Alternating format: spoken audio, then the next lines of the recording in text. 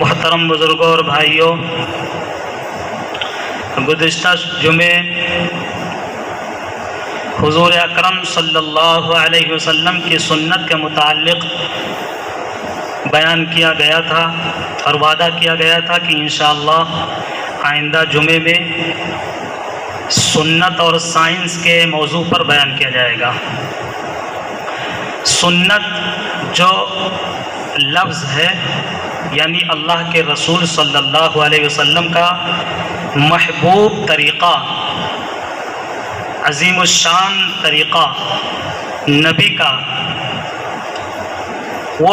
یہ ٹاپک اتنا وسیع ہے، یہ موضوع اتنا لمبا ہے کہ پوری زندگی کوئی حضور اکرم صلی اللہ علیہ وسلم کی سنتوں کو بیان کرتا رہے، اس کی اہمیت کو، اس کی عظمت کو، اس کے فضائل کو، اس کی ضرورت کو اور اس کے فوائد کو، اس کے نتائج کو، سماجی نتائج کو، طبی نتائج، سماجی نتائج، اخروی اور دنیاوی سنتوں کے فوائد کو پوری زندگی کوئی بیان کرتا رہے تو نہیں بیان کر پائے گا۔ سنت وہ چیز ہے، یہ تو سائنس، آج کی جدید نئی سائنس اس نتیجے پر پہنچی ہے کہ حضور صلی اللہ علیہ وسلم کے سنت پر عمل کرنے کا یہ فائدہ ہے۔ اس کے علاوہ جو اور کوئی کام کیا جائے اس کے فائدے نہیں نظر آتے ہیں بلکہ نقصانات نظر آتے ہیں۔ اور کیوں نہ ہو، ہم حضور اکرم صلی اللہ علیہ وسلم کی عظمت کو دیکھتے ہیں کہ سائنس تو آج بڑی محنتوں کے بعد، بڑے مشن کے بعد، بڑی کوششوں کے بعد چاند تک پہنچی ہے، لوگ چاند تک گئے ہیں، لیکن 1450 سال پہلے حضور اکرم صلی اللہ علیہ وسلم اسی زمین پر لیٹے ہوئے چاند کو کھلونے کی طرح کھیل رہے تھے، اور ایک انگلی کا اشارہ کرتے ہیں تو چاند 2 ٹکڑے ہو جاتا ہے۔ دنیا آج چاند پہ پہنچی ہے، محبوب نبی پہلے ہی چاند سے کھیل چکے ہیں اور چاند کو 2 ٹکڑے کر چکے ہیں۔ حضور اکرم صلی اللہ علیہ وسلم جس طریقے سے کھانا کھائے ہیں اس طریقے سے کوئی بڑھیا کھانا نہیں کھا سکتا ہے۔ جس طریقے سے محبوب نبی پانی پیے ہیں اس سے بہتر کوئی پانی دنیا کے اندر نہیں پی سکتا ہے۔ جس طریقے سے حضور اکرم صلی اللہ علیہ وسلم سوئے ہیں، جاگے ہیں اور عبادت کیے ہیں، معاملات کیے ہیں، معاشرتی امور انجام دیے ہیں، اس سے بہتر دنیا کے اندر کوئی وہ کام نہیں کر سکتا ہے، اس لیے کہ ہمارا عقیدہ ہے کہ حضور اکرم صلی اللہ علیہ وسلم افضل البشر ہیں۔ کائنات میں اللہ کے بعد سب سے بڑا مقام و مرتبہ والے حضور اکرم صلی اللہ علیہ وسلم ہیں۔ جب حضور کی شان اتنی اعلیٰ ہے، عرفہ ہے، تو حضور اکرم صلی اللہ علیہ وسلم کا جو طریقہ ہے، جو اعمال حضور سے منقول ہیں وہ بھی سب سے اعلیٰ اور عرفہ ہیں۔ اس کے کرنے سے اخروی فائدے ہوں گے ہی ہوں گے، دنیاوی فائدے بھی ہوں گے۔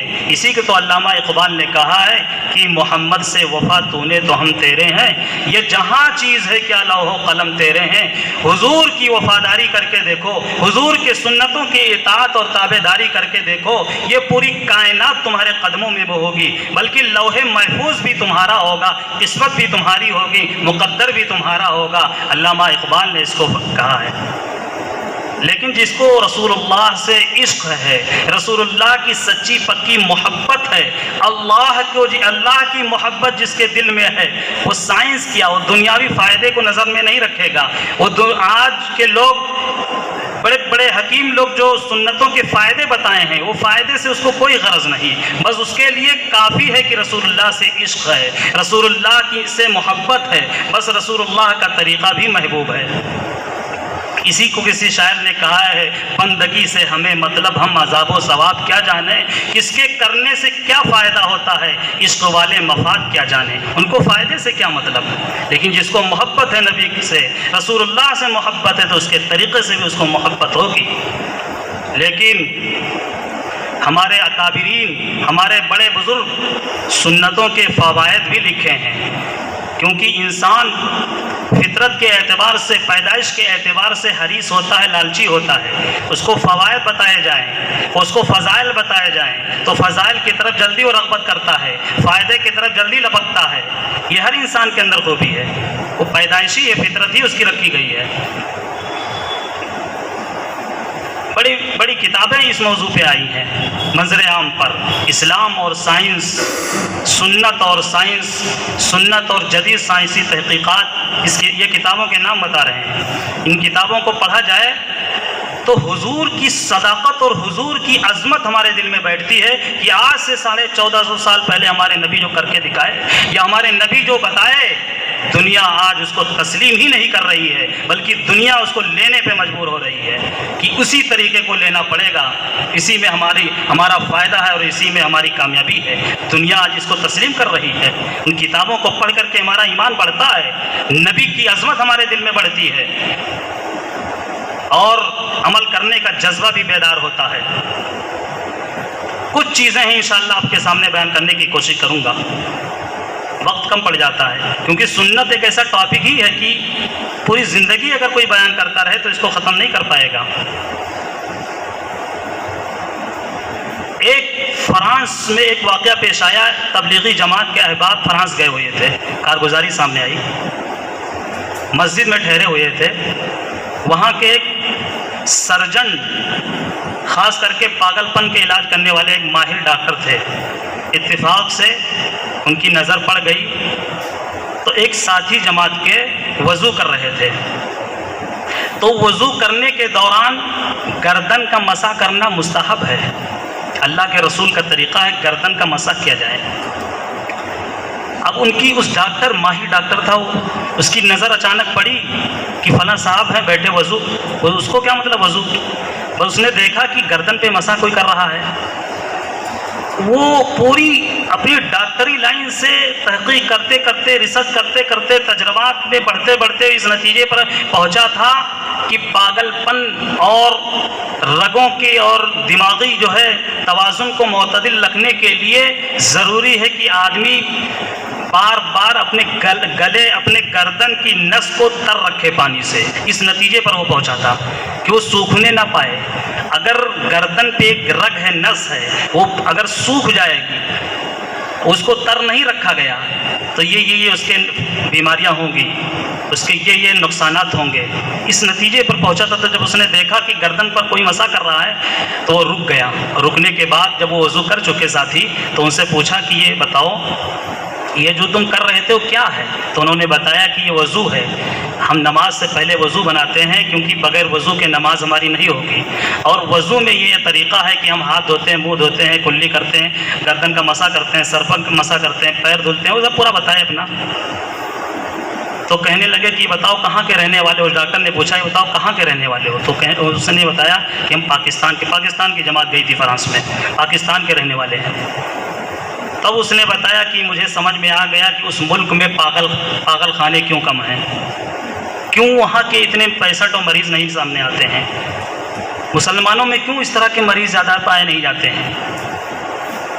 تو ایک مستحب یعنی گردن پر مسح کرنے کے یہ فائدے ہیں کہ ایک بڑے بڑے ڈاکٹر جو ہے اس نتیجے پر پہنچے ہیں کہ اس کے کرنے سے یہ فائدہ ہوگا اور اس کے نہ کرنے سے یہ نقصانات ہوں گے. ایک مستحب عمل کرنے سے یہ فائدہ ہوگا تو جو ہم سنت پر عمل کریں گے، جو ہم فرائض پر عمل کریں گے، ہم واجبات پر عمل کریں گے تو اس کے طبی اعتبار سے، سماجی کے اعتبار سے، معاشرتی اعتبار سے، دنیاوی اعتبار سے کتنے فائدے ہوں گے. حضور اکرم صلی اللہ علیہ وسلم کی سنتوں میں سے، سونے کی سنتوں میں سے ایک سنت یہ ہے کہ عشاء کے بعد جلدی سویا جائے، عشاء کے بعد فوراً سویا جائے اور صبح 3 بجے بیدار ہو جایا جائے. یہ حضور کا طریقہ ہے، حضور کی سنت ہے. سونے کی سنتوں میں سے یہ ہے کہ فوراً عشاء کے بعد سوئے جائے. حضور اکرم صلی اللہ علیہ وسلم نے فرمایا کہ عشاء کے بعد انہی لوگوں کے لیے جاگنا صحیح ہے یا تو دینی گفتگو کرنے والے ہوں یا پھر گھر کی ضروریات کی گفتگو کرنے والے ہوں. ان دو کے علاوہ کسی کے لیے چھوٹ نہیں ہے کہ عشاء کے بعد وہ جاگے، عشاء کی نماز پڑھے۔ طریقہ یہ ہے کہ کھانا جو کھایا جائے وہ مغرب اور عشاء کے بیچ میں کھانا کھایا جائے، یہ ٹائمنگ ہے، مغرب اور عشاء کے بیچ میں کھانا کھا لیا جائے، عشاء سے پہلے ہی۔ اور طریقہ یہ ہے اللہ کے رسول کا کہ عشاء کی نماز پڑھنے کے بعد بالکل وقت ضائع نہ کیا جائے، بلکہ فوراً بستر پر لیٹ جایا جائے اور فوراً سو جایا جائے۔ اور سونے کے بعد 6 گھنٹہ ہو ہی جائے گا، 5 گھنٹہ 6 گھنٹہ مل جائے گا سونے کے لیے، جو ضروری ہے، جتنی نیند ضروری ہے ایک انسان کے لیے، صحت کے لیے۔ پھر وہ 3 بجے صبح ہی اٹھ جائے۔ تو اس کے فوائد اتنے لکھے ہیں، آج کی دنیا مان رہی ہے کہ اس طرح سے کوئی اگر عمل کرے اور سوئے اس طرح سے اور جاگے تو اتنی بھیانک بیماریوں سے بچ جائے گا کہ وہ تصور نہیں کر سکتا۔ انگلینڈ میں ایک ہاسپٹل ہے، بہت بڑا، اس کا نام نہیں یاد آ رہا ہے، ہاسپٹل ہے، وہاں 6 مہینے پہلے لائن لگانا پڑتا ہے، اتنا رسک ہے وہاں، پیشنٹ اتنے زیادہ لائن لگاتے ہیں اور وہاں ایسا علاج ہوتا ہے۔ وہاں کے کلینک کے جو ہیڈ ڈاکٹر ہیں، مین ڈاکٹر انگلینڈ کے، ان کا رپورٹ آیا تھا، ان کا تحقیقی نتیجہ سامنے آیا تھا، بڑے جو ہے اس میں کالموں میں چھپا تھا، آرٹیکل والوں میں نے لکھا تھا اس کا رپورٹ جو سامنے تھا کہ جو یہ بیماریاں اور پیشنٹ جو ہمارے یہاں آتے ہیں اکثر جو ہے وہ اس وجہ سے بیماری ان کو ہوتی ہے اور طرح کی جو ہے دقتیں تکلیفیں ہوتی ہیں کہ وہ صحیح سے سوتے نہیں ہیں، نیند ان کی پوری نہیں ہوتی ہے، یا جو سونے کا ان کا سسٹم ہے، جو طریقہ ہے وہ غلط ہے، صحیح فالو نہیں کرتے ہیں۔ آگے اس نے لکھا کہ سونے کا سب سے صحیح سسٹم اور سب سے صحیح طریقہ وہ ہے جو اسلام میں بتایا گیا ہے کہ عشاء کے بعد، یعنی اس نے لکھا 7 بجے، ٹھنڈی کے موسم میں تو 7 سے پہلے ہی عشاء ہو جاتا ہے، تو 7 بجے اس نے لکھا کہ ہر انسان کو 7 بجے سو جانا چاہیے، اس سے پہلے کھا لینا چاہیے اور 7 بجے اس کو بستر پر لیٹ جانا چاہیے اور صبح 3 بجے اٹھ جانا چاہیے، اس طرح 6-7 گھنٹہ سوئے گا وہ۔ تو اگر اس طرح سے کوئی سوتا ہے تو اس کو کوئی بیماری نہیں ہوگی، بہت صحت مند انسان ہوگا وہ۔ آج ہم جائزہ لے لیں، اس نے لکھا کہ جو ہے کوئی تجربہ کر کے دیکھ سکتا ہے کہ 12 بجے تک کوئی نہ سوئے، رات میں 12-1 بجے تک نہ سوئے، جیسا کہ آج کا ماحول بن گیا ہے۔ 12-1 بجے تک جب کوئی نہیں سوتا ہے تو اس کے جسم میں خود ہی ایک الجھن ہونے لگتی ہے، اس کا باڈی اور اس کا جسم جو تقاضا کر رہا ہوتا ہے کہ مجھے آرام دیا جائے، کیونکہ اللہ تبارک و تعالیٰ سے بنا دیا گیا ہے، اللہ کی طرف سے نظام بنا دیا گیا ہے کہ دن کو کام کرنے کے لیے اللہ نے بنایا ہے کہ دن میں محنت کرو، دن میں معاش حاصل کرو، روزی روٹی کماؤ، دن میں محنت کرو، اور اللہ تبارک و تعالیٰ نے رات کو بنایا ہے آرام کے لیے۔ وَجَعَلْنَا النَّهَارَ مَعَاشًا وَجَعَلْنَا اللَّيْلَ لِبَاسًا، یہ رات اور دن کو اللہ نے مقصد بھی بتا دیا کہ ہم نے رات کو کیوں بنایا، ہم نے دن کو کیوں بنایا، محنت کے لیے، جاگنے کے لیے، دوڑنے کے لیے، تمام طرح کے کام کرنے کے لیے اللہ نے دن کو بنایا ہے، رات کو اللہ نے نہیں بنایا ہے۔ اور رات کو اللہ نے فرمایا ہے قرآن عظیم الشان میں وَجَعَلْنَا اللَّيْلَ لِبَاسًا، کہ رات کو تو ہم نے بنایا ہے آرام کے لیے، اور رات کی جو شروعات ہو جاتی ہے وہ مغرب سے شروعات ہو جاتی ہے رات کی، اور صبح تک جو ہے جو فجر سے پہلے جو صبح صادق کا وقت ہوتا ہے اس سے وہاں تک رات ہوتی ہے۔ اس رات میں اگر ہم خلاف فطرت اللہ کے بنائے ہوئے قانون کے خلاف عمل کریں گے تو اس کے ہمیں فوائد تھوڑی ملیں گے، اس کے تو صرف نقصانات ہمارے سامنے آئیں گے۔ رات کو اللہ نے آرام کے لیے بنایا ہے تو رات کو ہم کمانے کے لیے اس کو استعمال کرتے ہیں، یا طرح کے خرافات کے لیے ہم رات کو استعمال کرتے ہیں۔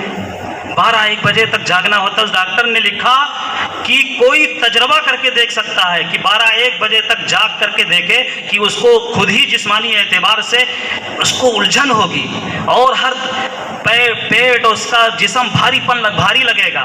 یہ اس لیے ہے کہ اللہ نے رات کو آرام کے لیے بنایا ہے. وہ ابھی تک آرام کر ہی نہیں رہا ہے, تو بار بار باڈی کی طرف سے, جسم کی طرف سے لوکیشن اس کو دیا جاتا ہے, ملایا کہ کب تم لیٹو گے, کب آرام کرو گے. اب پھر بھی اگر کوئی برداشت کیا جاتا ہے, نہیں لیٹتا ہے, نہیں جلدی سوتا ہے, تو وہ پھر طرح طرح کی بیماریوں میں گر جاتا ہے. طرح طرح کی بیماریاں اس کو آ جاتی ہیں.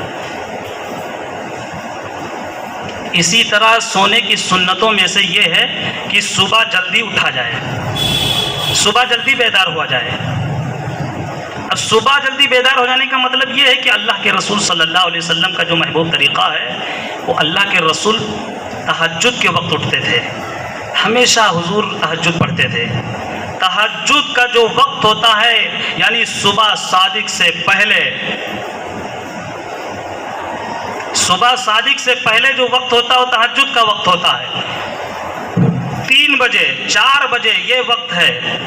اس میں اسی ٹائم 3 بجے اٹھا جائے تو آج کی دنیا جو تحقیق کرتے کرتے پہنچی ہے یہاں تک, بڑے بڑے ڈاکٹر, بڑے بڑے جرنلسٹ, بڑے بڑے سائنسسٹ اس نتیجے پر پہنچے ہیں تحقیق کرتے کرتے کہ اگر 3 بجے کوئی اٹھے رات میں, نبی جیسے اٹھے, تو اس کا کوئی نقصان ہے کہ فائدہ ہے.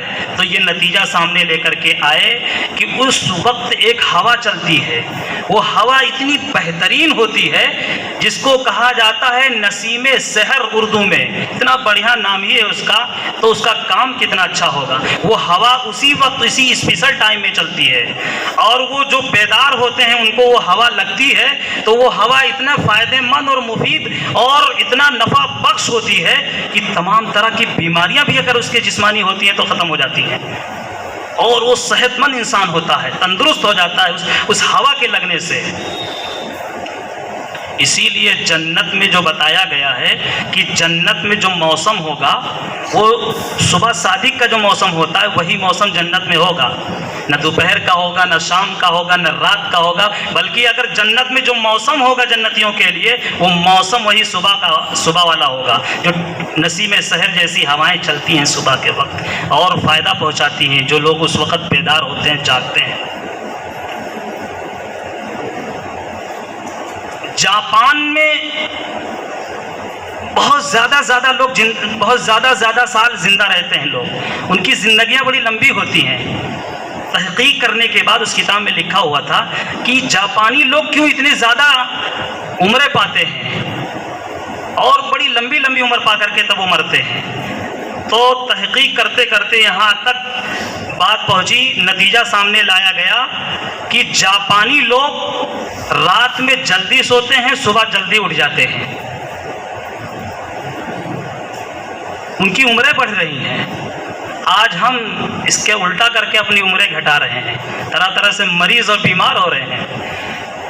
غیر لوگ نبی کی سنت کو لے کر کے, نبی کی سنتوں پر عمل کر کے وہ فائدہ خوب حاصل کر رہے ہیں. ہم ایمان والے ہو کر کے اپنے محبوب طریقے کو چھوڑ کر کے ویسٹرن کلچر کو اور یورپین کنٹریز کے ان کے طور طریقے کو لے رہے ہیں, ان سے محبت کر رہے ہیں جس میں نقصان ہی نقصانات ہیں. اب محبوب نبی کے طریقے میں فائدے ہی فائدے ہیں. آج اس فائدے کو, اس چیز کو لے کر کے وہ فائدہ حاصل کر رہے ہیں اور بہت ترقی کر رہے ہیں, ترقی پہ ترقی کرتے جا رہے ہیں. تو صبح اٹھنے کے فائدے, جو وہ ہوا چلتی ہے وہ ہوا مل جایا کرتی ہے, بہت صحت مند ہوتی ہے, بہت صحت کے لیے بہت فائدہ مند ہوتی ہے وہ ہوا. اور مزید کوئی اگر صبح اٹھ جاتا ہے, بیدار ہو جاتا ہے, تو کتنا وہ کام انجام دے سکتا ہے. اور اگر وہ سویا رہتا ہے تو تمام طرح کے کاموں سے وہ پیچھے رہ جائے گا. بہت سے فوائد ہیں, یہ تو ہم بہت مختصر فائدہ بتا رہے ہیں. سنتوں کی بہت سے فوائد بیان کیے گئے ہیں. مسواک کی ایک سنت ہے, اللہ کے رسول صلی اللہ علیہ وسلم کی عظیم الشان سنت ہے مسواک کرنا. گرو نانک کا قول ہے کہ وہ ان کے پاس کوئی آتے تھے, ان کے عقیدت مند لوگ آتے تھے, تو ان کو کہتے تھے ایک ہاتھ میں تم مسواک پکڑ لو, ورنہ دوسرے ہاتھ میں تم بیماری میرے پاس لے کر کے جاؤ. یہاں تک لکھا ہے کتابوں میں کہ جو دانتوں کے کلینک کا آغاز ہوا ہے, یعنی ڈاکٹری جو اس کی دانتوں کی ایجاد ہوئی ہے, وہ اس وقت سے ہوئی ہے جب لوگوں نے مسواک کرنا چھوڑ دیا. تو اسی وقت سے لوگ دانتوں کے بھی پیشنٹ ہونے لگے, مریض ہونے لگے, پھر دانتوں کے بھی کلینک کھلنے لگے.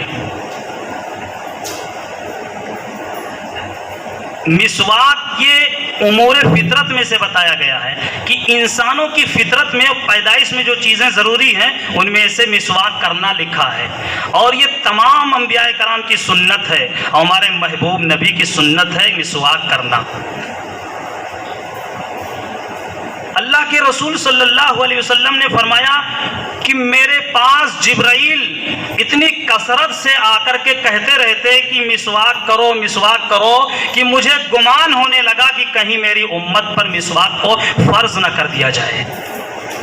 حضور فرما رہے ہیں کہ حضرت جبرائیل اتنی ترغیب دینے لگے، دیتے رہتے، تاکید کرتے مسواک کے لیے۔ مسواک نہ کرنے کے کتنے نقصانات سامنے آئے، دانتوں میں کتنی کمیاں ہوتی ہیں، کتنی تکلیفیں ہوتی ہیں، خون نکلتا ہے، طرح طرح کے جو ہے دانتوں میں بیماریاں ہو جاتی ہیں مسواک چھوڑ دینے کی وجہ سے۔ ایک حدیث میں ہے اللہ کے رسول صلی اللہ علیہ وسلم نے فرمایا مسواک کرو ورنہ زنا پھیل جائے گا۔ بڑی عجیب بات ہے، مسواک اور زنا سے کیا تعلق؟ صحابہ نے پوچھا اللہ کے رسول اس سے کیا تعلق؟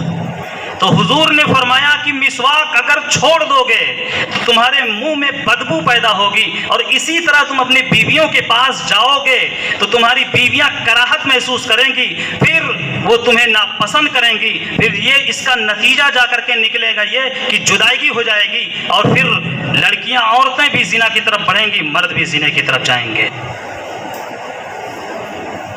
آقا صلی اللہ علیہ وسلم کی سنت ہے کہ گھر میں جایا جائے تو گھر میں جانے سے پہلے مسواک کر لیا جائے، مسواک کر کے گھروں کے اندر جایا جائے تو گھر میں بڑا خوشگوار ماحول ہوگا، ذہن فریش ہوگا۔ آج اس پر چھوڑ دینے کا نتیجہ ہم دیکھ رہے ہیں کیا ہے، گھروں میں جاتے ہیں لڑائیاں شروع ہو جاتی ہیں، عورتیں یہ کچھ طرح طرح کی باتیں ہوتی ہیں اور منہ میں بھرے ہوئے ہوتے ہیں، بدبو آتی ہے، تمام طرح کے ذہن خراب رہتا ہے، یہ سب اس کے اثرات ہیں۔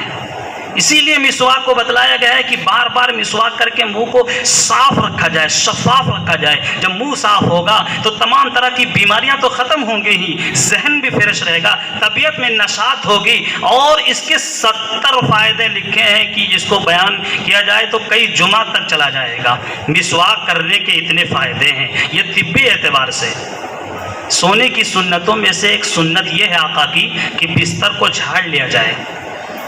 اب دنیا یہاں تک پہنچی ہے کہ بستر کو نہ جھاڑنے کا کیا نقصانات ہیں، تو بڑے نقصانات ہیں۔ ایک کو تو ایک واقعہ پیش آیا کہ وہ گیا بستر پہ، وہ لیٹ گیا، بستر میں ایک زہریلا سانپ بیٹھا ہوا تھا، وہ سانپ جو ہے فوراً اس کو ڈس لیا۔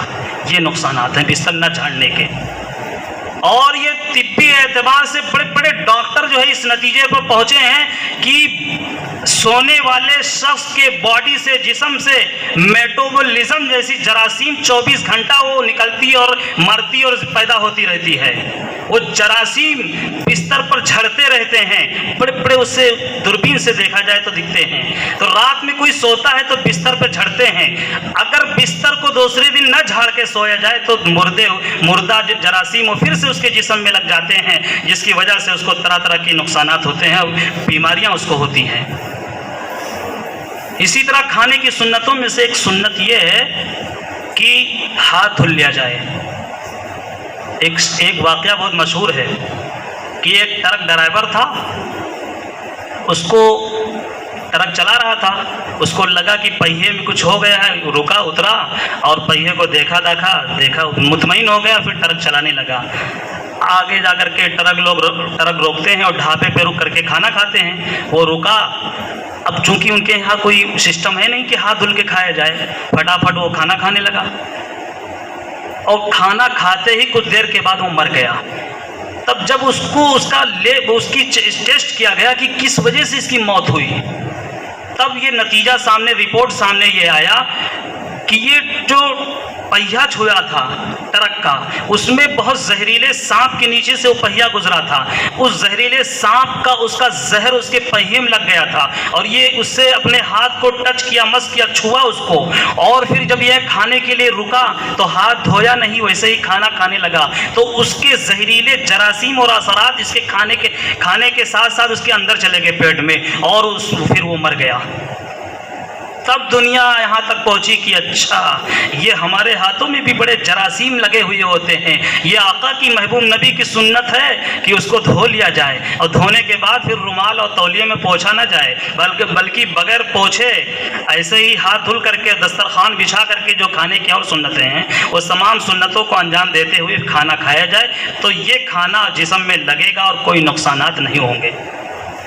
سنتوں کی یہ آج دنیا اس کے فائدے تسلیم کر رہی ہے، تو دنیا یہ سنتوں کے ہر زاویے ہیں، ہر رخ ہیں، ہمارے لیے اخروی رخ بھی ہے، دنیاوی رخ بھی ہے۔ ہم سنتوں پر عمل کریں گے تو تمام طرح کی بیماریوں سے، تمام طرح کے نقصانات سے جہاں ایک طرف بچیں گے، وہیں دوسرے طرف سنتوں پر عمل کر کے ہمیں اخروی فائدہ بھی نصیب ہوگا، طرح طرح کی اللہ کی نعمتیں بھی ہمیں ملیں گی، اور دنیاوی نقد جو فائدہ ہمیں ملے گا وہ سامنے ہے۔ آج کی دنیا سامنے، آج کی دنیا ایک ایک چیز